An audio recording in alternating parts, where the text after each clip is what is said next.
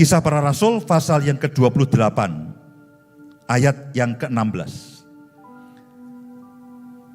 Ini Paulus, dia ada di dalam sebagai tawanan.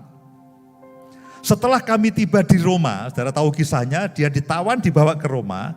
Paulus diperbolehkan tinggal dalam rumah sendiri bersama seorang prajurit yang mengawalnya. Lalu ayat 20. Kisah Para Rasul 28:16 tadi ya. Tadi salah saya. Kisah Para Rasul pasal yang ke-28 ayat yang ke-16. Setelah kami tiba di Roma, Paulus diperbolehkan tinggal di dalam rumah sendiri bersama-sama dengan seorang prajurit yang mengawalnya. Lalu ayat 20.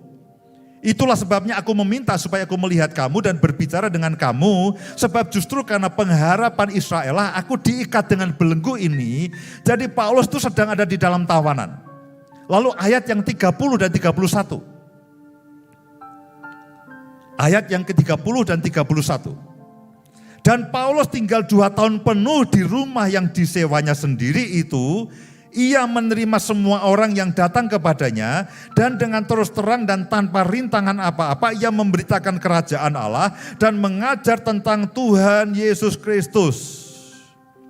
Ketika dia sedang ditawan di rumahnya selama 2 tahun inilah, dia menulis surat kepada jemaat di Efesus, dia menulis surat kepada jemaat di Filipi, dia menulis surat kepada jemaat di Kolose, dan dia menulis surat kepada Filemon.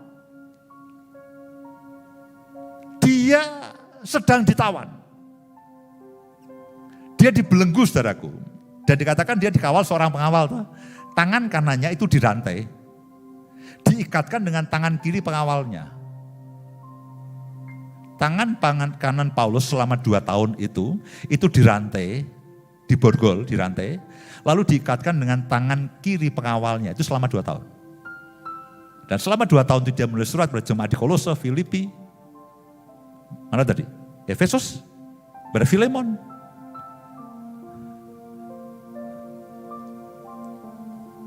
Dia sedang ada di bawah tawanan. Tapi apakah hidupnya tertawan? Tidak. Kerajaan Allah tersebar dengan cara yang ajaib. Allah turut bekerja dalam segala sesuatu.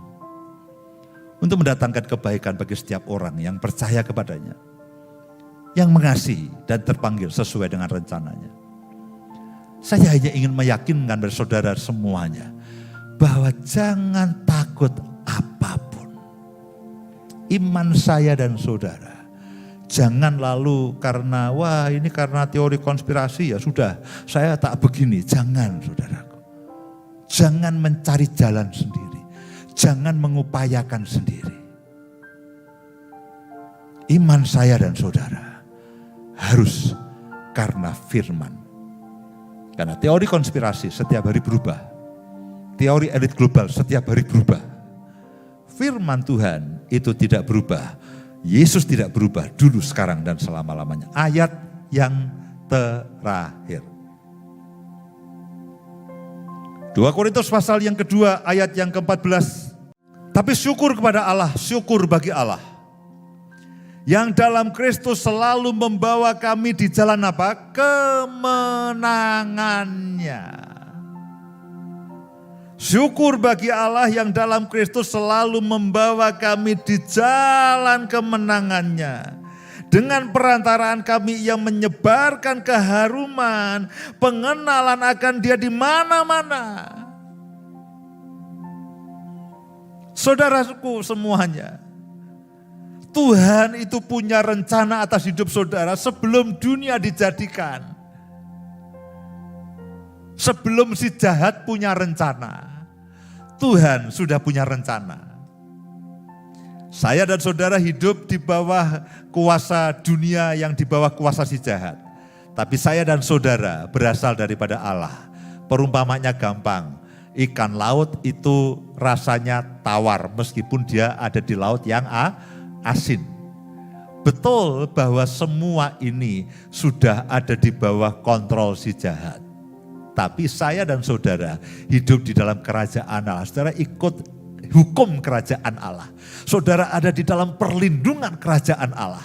Saudara ada di dalam kuasa kerajaan Allah. Sehingga tidak ada seorang pun yang bisa menyentuh saudara dan saya.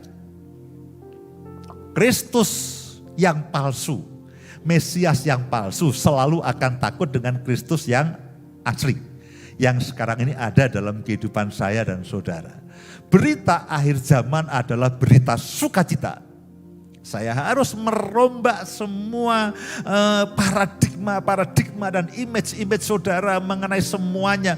Berita akhir zaman itu adalah berita sukacita. Artinya apa? Kita akan segera bertemu dengan Tuhan itu makin lama makin dekat.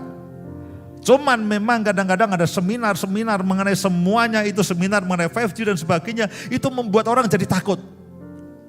Berita akhir zaman yang harusnya adalah berita sukacita karena mempelai perempuan akan bertemu dengan mempelai laki-laki.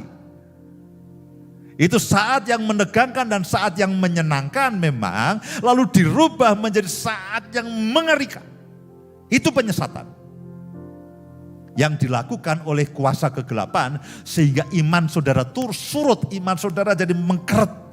Saudara kehilangan sukacita, saudara kehilangan damai sejahtera. Bagaimana mungkin? Tuhan yang sudah menetapkan saya dan saudara sebelum dunia dijadikan, lalu akan membiarkan saudara dan saya. Bagaimana mungkin Tuhan Allah Bapa yang karena mengasihi saya dan saudara, lalu menyerahkan anaknya yang tunggal yang dia dikasihinya, lalu dikorbankan mati di salib untuk saya dan saudara, lalu darahnya tercurah, tubuhnya terpecah untuk saudara dan saya. Allah yang sudah memberikan anaknya kepada saya dan saudara, lalu menyerahkan saya dan saudara kepada si jahat. Tidak mungkin.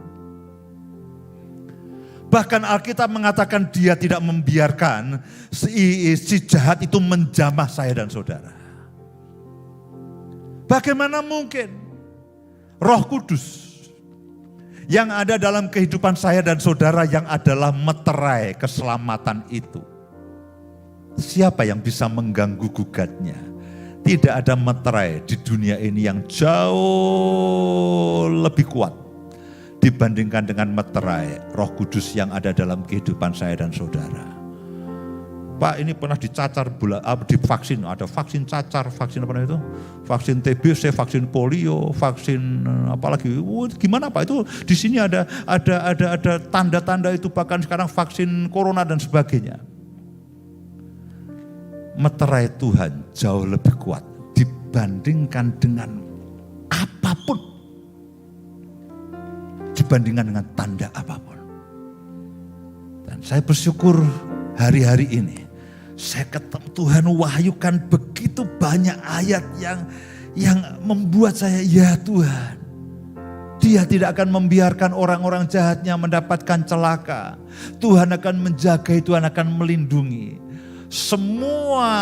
Untuk semua yang Dia sudah lakukan kepada saya dan saudara, tidak mungkin Dia lalu melepaskan diri saya dan saudara untuk urusan yang sekecil ini. Percaya.